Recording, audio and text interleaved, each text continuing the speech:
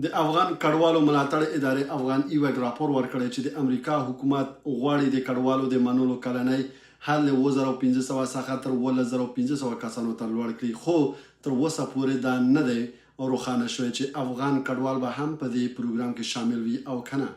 وروستي نړیوال راپورونه ښیي چې د دې زیاتوالی ډیری برخه د جنوبي افریقا سپین پوستو په ځانګړي ډول افریکینر کډوالو لپاره په پام کې نیول شوی دی. د راپورونو له مخې د ټرمپ ادارې مخکې د 2024 مالي کال لپاره د کډوالو کلنی حد یوازې 1500 کسانو ته راکم کړی، چې دا د امریکا د کډوالو د پروګرام په تاریخ کې تر ټولو ټیټه کچه بلل کیږي. او بل خوا همدارس ویل شوی دی چې د کډوالو د سهمي هر ډول رسمي زیاتوالی باید د امریکا کانګرس تر سره مشورې وروسته عملي شي. تر اوسه د افغانانو د شاملېدو په اړه رسمي او واضح اعلان نه دی شوی. زرګونه افغانان لا هم په قطر، پاکستان، البانیا او نورو هیوادونو کې د امریکا د بیا مشتېدو یا عیسوي پروسې په انتظار کې دي. او بیا ځینې سرچینې دا هم وایي چې د روان مالي کال له پیل راهیسې امریکا ته د منل شویو کډوالو ډیری برخه د جنوبي افریقا سپین پوستو ته ځانګړی شوی و. مننه ژوندي اوسېده.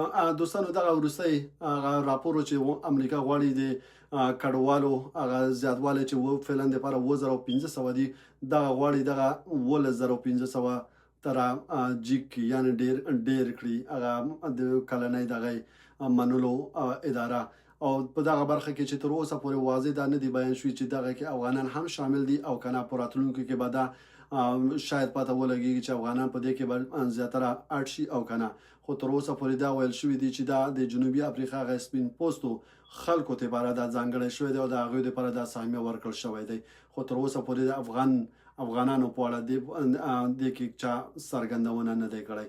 خو تاسو فقط دعا کوئ او دغه د افغانانو کیسونه هم له خیره خدای خلاص کړي او مخ ته بوځي، ځکه چې د افغانانو په اړه هم دی غواړي چې مجلس ونیسي. د نه پوهېږم چې په کوم تاریخ به هغه مجلس وي، ماته دقیق معلومات نشته دی.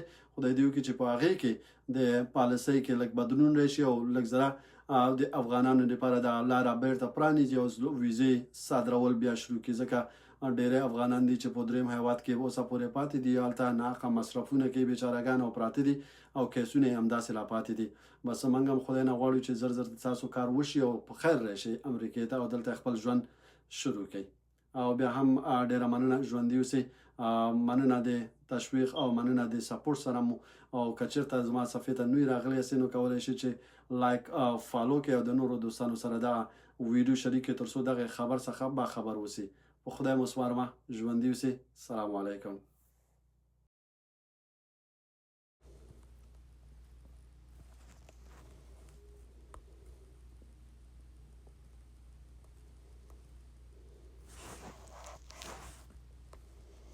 دا دوستانو سورس دی، زه غواړم هغه سورس هم تاسو ته وښیم چې دغه میډیاګانو دا نشر شوی دی. دلته لیکلی دی چې US claim emergency refugee situation at the admit 10,000 South African.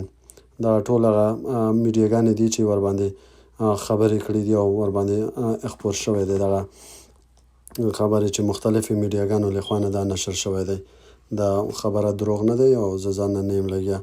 دا ګوري exclusive Trump poised to expand refugee program for the white Africans. دا ګوري دلته ټولې دغه یې لیکلي دي.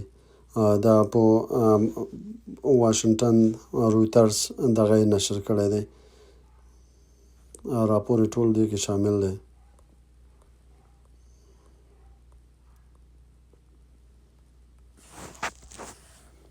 تاسو بیا کولی شئ خپله هم دا چک کولی شئ چې مثال خپله دا دغه هم نشر کړی دی. ګوره